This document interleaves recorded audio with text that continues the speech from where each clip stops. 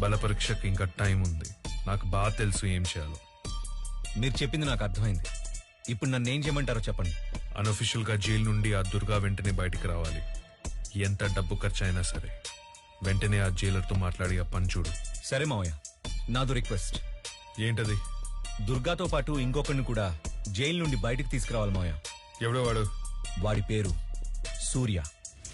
వాడి గట్స్, వాడి ధైర్యం అసలు వేరే లెవెల్ అంట. కావచ్చు, కానీ ఎవడో తెలియని ఒక కొత్త వ్యక్తి మీద అంత నమ్మకం ఎలా పెట్టుకోమంటావు?